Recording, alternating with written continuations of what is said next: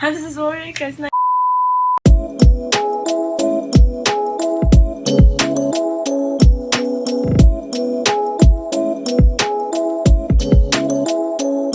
is my birthday!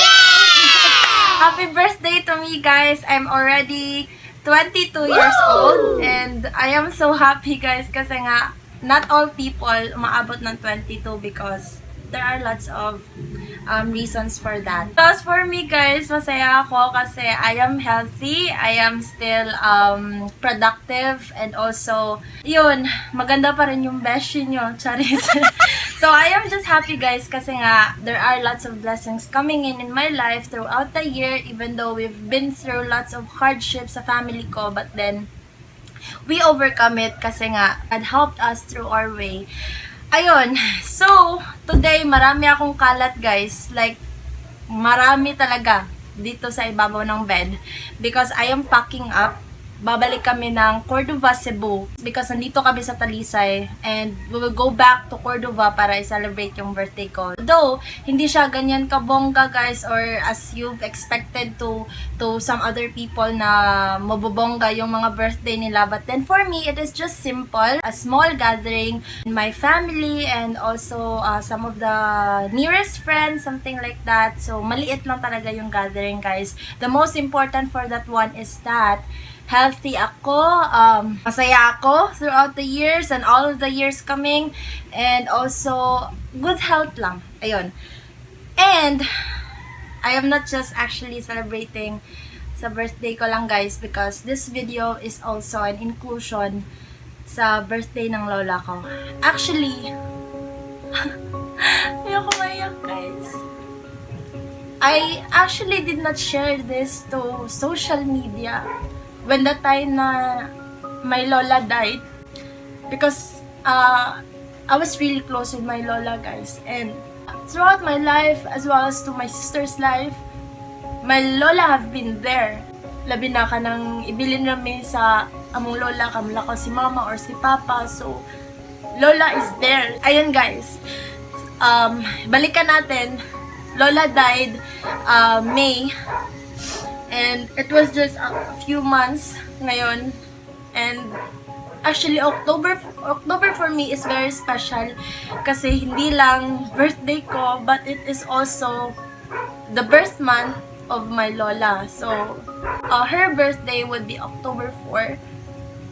And this is the first time na magba-birthday ako. Wala na si lola. Ayun. So, I'm so sorry guys, nai-emotional ako kasi. There are times kasi nagsasettle in na nami-miss ko yung lola ko. Like, if you can see random people or random lolas in the streets, if nararamdaman yun nung nararamdaman ko guys, I know you can relate na mahirap mawala ng lola. Kasi may pag-aaruga yung lola guys na iba sa parents natin. Kaya, it's another story. So yun, we will also visit my lola in the cemetery kasi nga I have duty on October 4. That is weekday. So, gusto ko siyang bisitahin ngayon in advance to say happy birthday to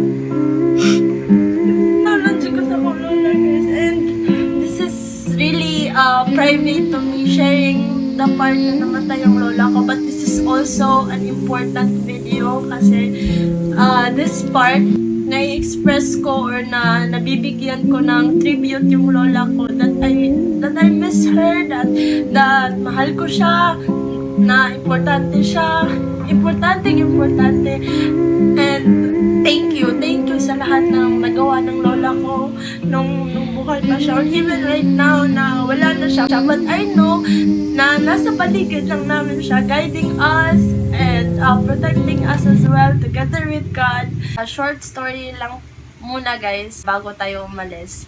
Before kasi namatay yung lola ko, I was not in the house that time. I actually remember I was here. So, I was in Talisay, and that day also, umuwi kami sa amin. Umuwi kami sa Cordova. Pag-uwi namin, kumain kaagad kami ng pananghalian.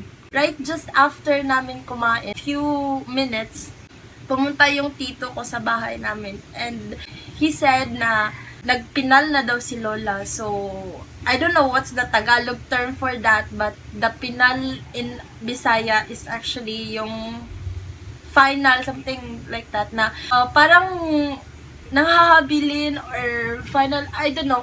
Kasi hindi na nakakapagsalita si Lola that time. We immediately go to our uncle's house to see Lola. Ayun, nakahiga siya, hindi nakadilat yung mata niya, hindi siya nagsasalita, like tulog lang talaga siya. My auntie said na ilang oras na siyang natutulog, like she's not like that. Kasi yung auntie ko yung magbabantay sa kanya for how many months or years na nagkasakit si Lola. She said na hindi ganyan si Lola. Like, bumabangon talaga siya pag umaga, tas naghihingi ng pagkain, ganyan, o ng gatas. So, that time, my auntie was confused. Bakit hindi bumabangon si Lola? We just waited there. I just seated there.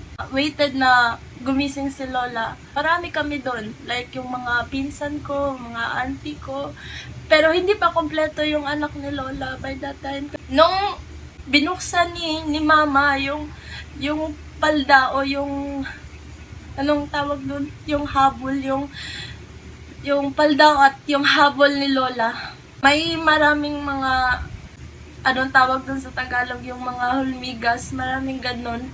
At sabi ni auntie, bakit maraming ganon sa private part ni Lola? Tapos sabi lang ni Mama, pagpagin mo lang, like, tangtanga lang or pangkwaa lang kasi baka maano yung private part ni Lola. And then few minutes of that, my uncle, lumapit siya kay Lola, tapos inipo niya yung likod ng Lola ko. Ayun guys, maraming pawis sa likod ni Lola, like, sobrang rami at di namin alam bakit maraming pawis si Lola kasi nga, may electric fan naman, tapos hindi naman mainit. Pinunas ni Uncle yung likod ni Lola.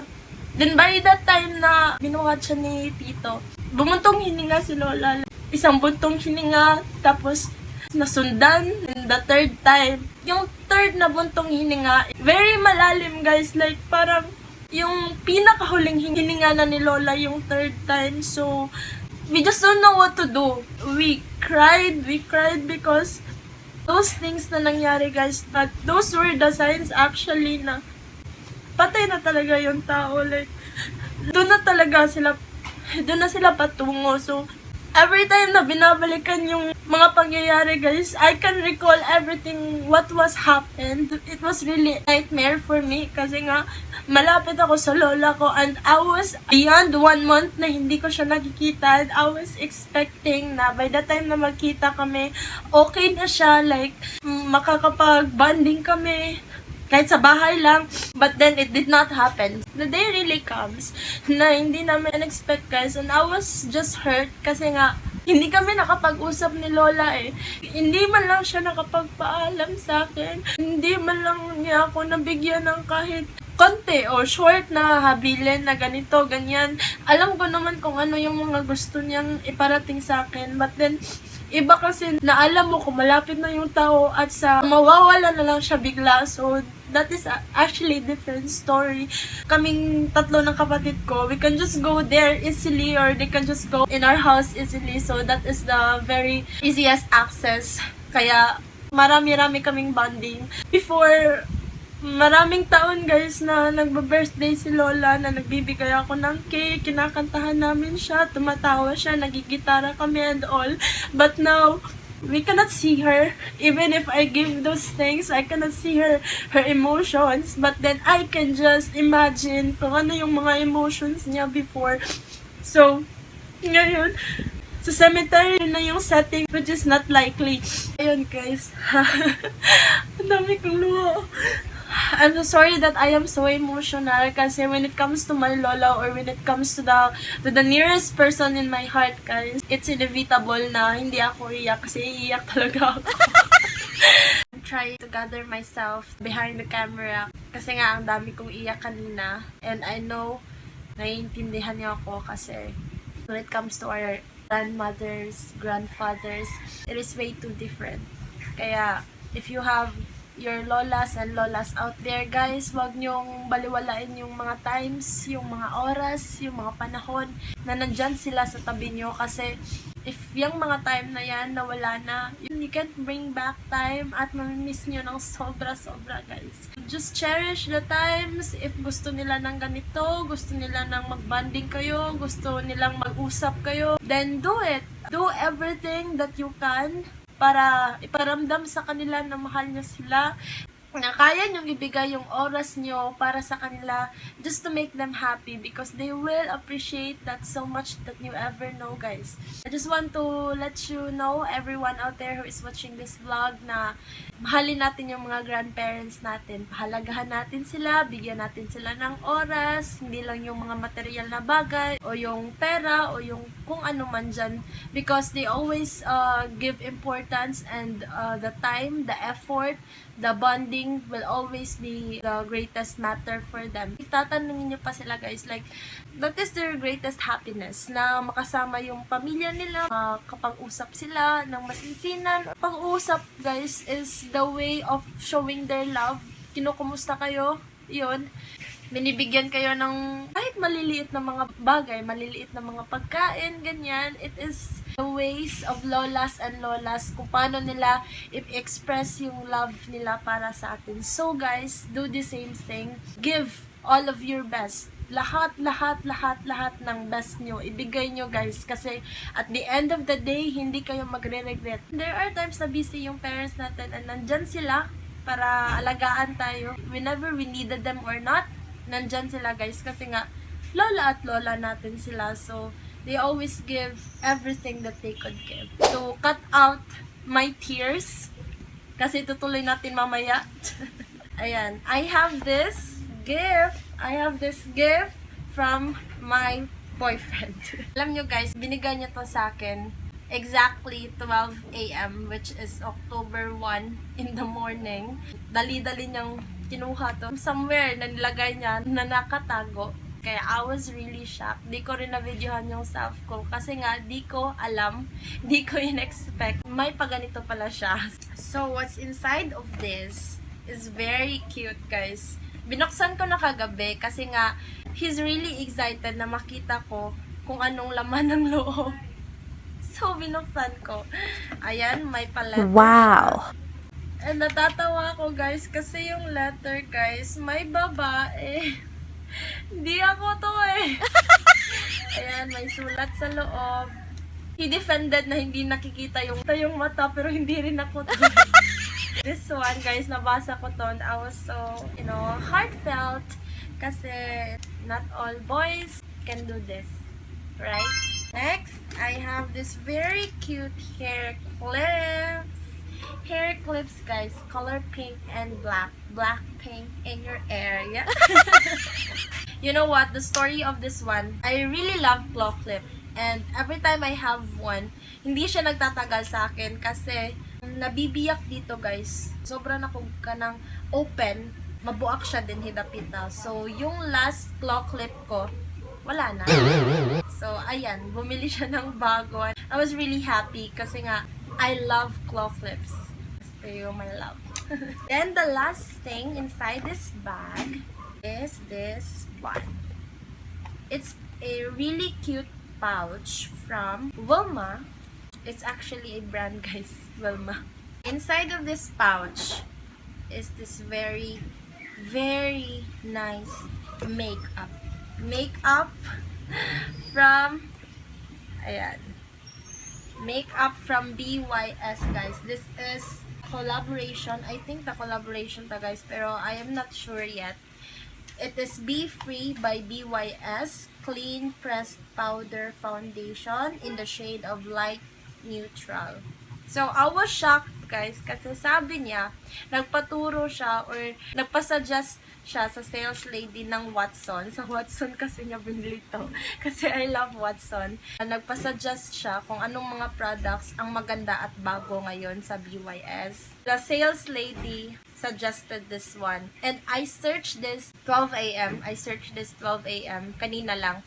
This one kasi guys, it was launched 2 months ago. So, hindi siya ganun katagal na sa market. So, this is actually new. So, wala pang masyadong mga review. Wala pang masyadong review sa YouTube. May BYS page lang doon na nandun siya. May presyo doon. But then, wala pang gaanong mga review ng mga tao kung ano yung product na to. So, I think I am so lucky. Kasi I am one of those people na kuha ng bagong release ng BYS. So, we will gonna try also this one in a separate video. We will review kung anong kalalabasan ng product na to. Because I think this is good. Kasi nga, sa presyo pa lang niya, I will not say the price. You just search it guys in dollars. So, yun yung price niya.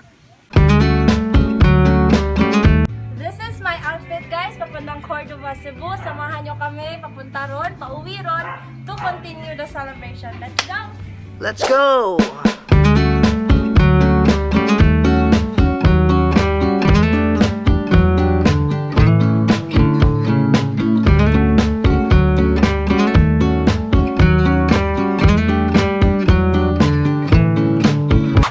We're home guys! By the time we arrived, I asked my sister to do my hair kasi I wanted her to do my hair, just, you know, a special present for my birthday. And every time I had my birthday, guys, I always do pictorial.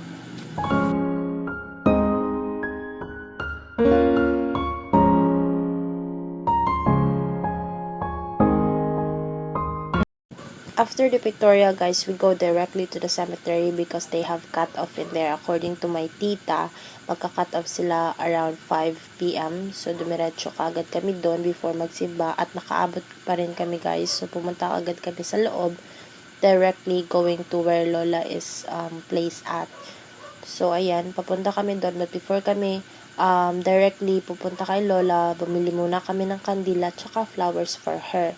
Right after that, guys, we go directly to where Lola is located. So, it is just aside of that store. Then, the time na naka-arrive na kami doon, I changed all of the flowers that had been placed in there, and also I placed the candle. So, I lighted up with the fire na nasa katabi lang. Ayan, syempre, nagpaalam naman ako. Kasi it is still, you know, we need to respect everybody in the cemetery. We're done visiting Lola dito sa cemetery, guys. Ngayon, papunta tayo ng church to have a mass para sa birthday ko and also advanced birthday celebration ni Lola. Because as Filipino, need nating umattend ng mass, guys, para magpasalamat and we have another year here on this earth to be thankful to everything. And guys, my lolo also is already dead. So, he died around 2017, I guess, or 2013. And dito rin siya nilipat. The day na nilibing siya, doon sa Dawi Cemetery. But then, after 5 years, transfer talaga namin siya dito sa Cordova para isali yung buto niya sa buto ng lolo ng pinsan ko. So, it is there. Diyan guys, makikita nyo sa may talagang last part na mga square type.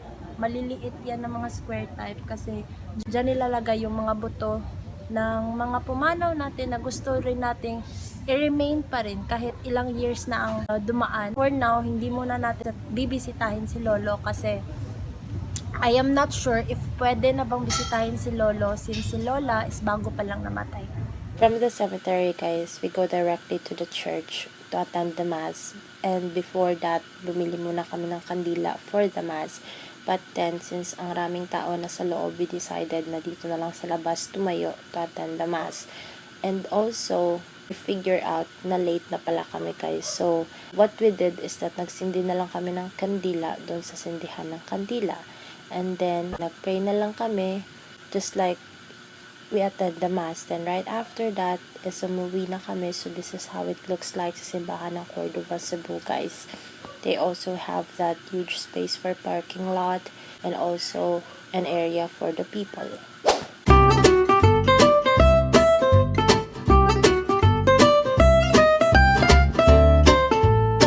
Happy birthday to you. Happy birthday, happy birthday, happy birthday. 1, 2, 3. Happy birthday to you. Happy birthday to you. Happy birthday, happy birthday, happy birthday to you. Happy birthday, ate. Thank you, Mama, Papa, Yaya, Langga, Oh, and okay. everyone. Thank you, Mikmik. Speech. I would like to say to all of you who greeted me happy birthday in my social media accounts, and also personally to my friends, to my family, and to our Almighty God. Salamat, Lord, because I have this new year of my life, this additional year of my life that I've survived because of your grace and mercy. Thank you, everyone, and thank you so much for watching. Bye! Blow your candle! Yay! Happy birthday! Thank you, everyone! Yay! Blow your candle! Yay! Thank you! Happy birthday! I love you, everyone! Yay! Happy birthday!